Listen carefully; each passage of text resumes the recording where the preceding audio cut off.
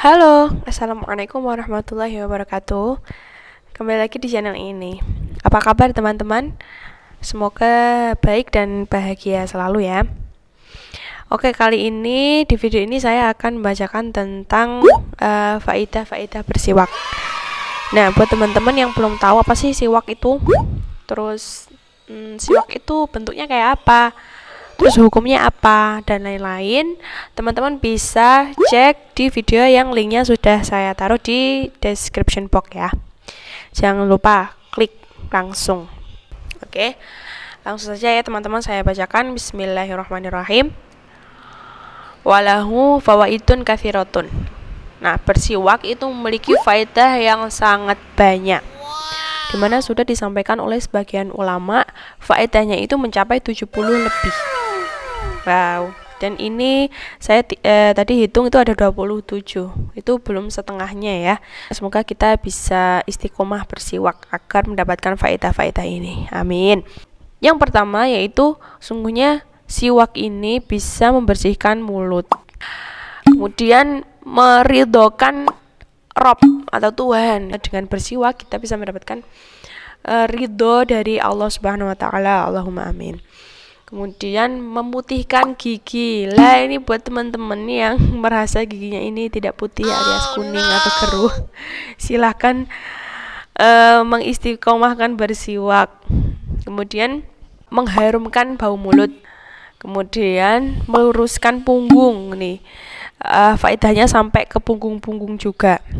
Kemudian menguatkan gusi. Nah, buat teman-teman yang gusinya ini kadang sering sariawan atau mudah lecet, disikat pakai sikat yang lembut aja langsung sariawan, ini bisa mengistiqomahkan bersiwak agar gusinya ini kuat.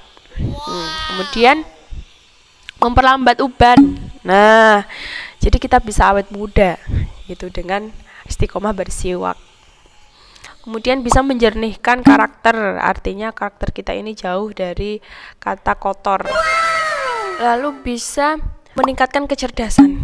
Wow. Kemudian bisa melipat gandakan pahala. Kemudian bisa memudahkan saat naza. Naza itu ketika nyawa diambil dari tubuh. Wah, ini benar-benar manfaatnya atau faedahnya itu futuristik sekali. Ayo teman-teman semuanya, kita mari bersiwak. Kemudian dengan kita bersiwak, mengistiqomahkan bersiwak ini, besok di saat kita akan mati itu kita akan mudah untuk mengingat syahadat dan menuturkan syahadat. Amin. Kemudian dengan mengistiqomahkan bersiwak itu bisa mendatangkan keluasan dan kekayaan. Kemudian memudahkan rezekinya. Jadi dengan bersiwak itu rezeki kita akan mudah datangnya gitu, nggak seret gitu ya. Kemudian bisa mengharumkan mulut dan bisa meredakan pusing atau sakit kepala. Kemudian bisa menghilangkan segala sesuatu yang ada dalam kepala, yaitu dari sakit, rasa sakit atau dari lendir. Kemudian memperkuat gigi. Ini buat yang sepuh-sepuh, biasanya giginya udah nggak cerdas, nggak kuat ya, nggak kuat, jadi sering-seringlah bersiwak karena bisa menguatkan gigi. Kemudian bisa memperjelas pandangan. Lah, ini buat yang matanya mungkin min atau plus, itu dengan mengistiqomahkan bersiwak insya Allah matanya bisa lebih jelas nanti, maksudnya sedikit demi sedikit sembuh. Kemudian menambahi kebaikan. Kemudian membahagiakan malaikat, dan malaikat ini mau bersalaman dengannya karena cahaya di wajahnya. Nah, yang tidak hanya wudhu yang menjadikan wajah kita ini bercahaya besok di akhirat, tapi juga siwak.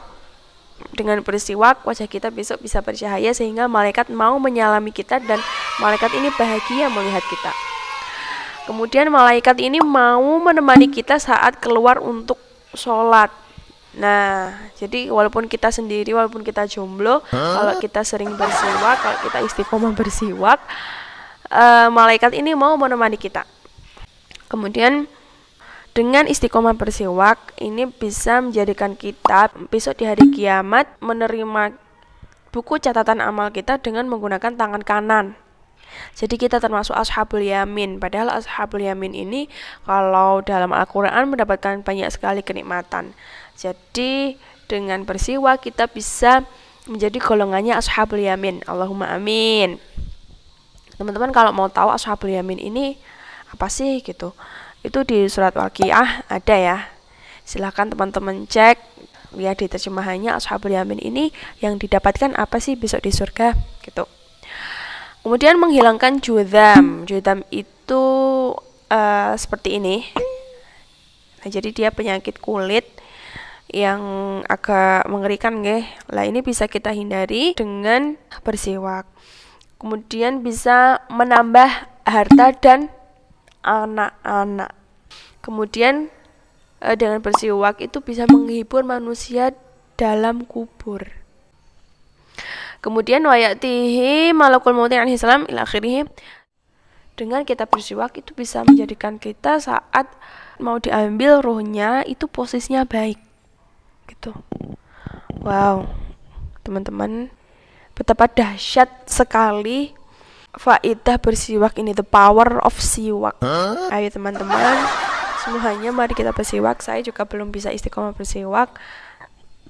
Setelah saya baca ini, saya bersemangat kembali untuk bersiwak. Lalu kapan saja sih kita sebenarnya disunahkan untuk bersiwak? Nah, di sini saya sudah membuka di kitab Fathul Qorib bab siwak halaman 7 ya. Bismillahirrahmanirrahim. Siwak itu adalah yang disunahkan dalam segala keadaan kecuali setelah zawal bagi orang yang puasa. Setelah zawal ini maksudnya setelah zuhur. Artinya untuk orang yang berpuasa setelah zuhur itu tidak disunahkan untuk bersiwak sampai maghrib. Makruh di sini hukumnya. Dan bersiwak itu sangat disunahkan dalam 3 hal ini.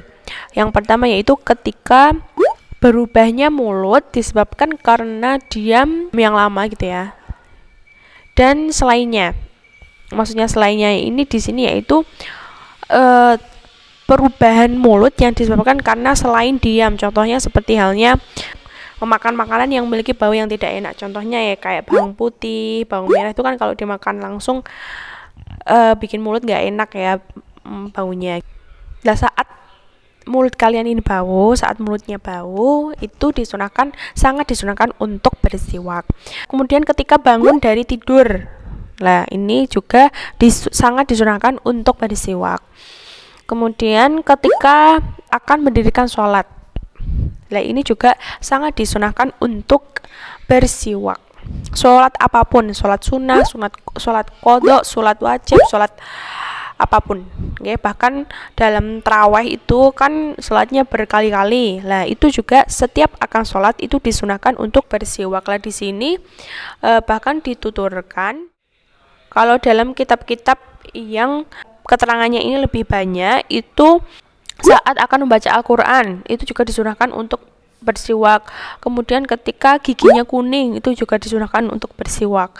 Akan tetapi jangan lupa ya, ketika bersiwak itu kita niati melakukan kesunahan Kanjeng Nabi Muhammad SAW. Dengan demikian kita insya Allah mendapatkan kesunahan. Doanya itu ketika bersiwak, Allahumma barik lana fihi gitu. Oke teman-teman, sekian dulu video kali ini dari saya. Semoga bermanfaat untuk kita semua dan kita semua bisa mengamalkan siwak ini secara istiqomah serta kita mendapatkan faedah-faedah tadi. Allahumma amin. Oke. Terima kasih. Like, subscribe, komen dan share video ini agar teman-teman semakin banyak yang tahu tentang siwak dan faedah bersiwak. Sampai jumpa di next video. Dan assalamualaikum warahmatullahi wabarakatuh.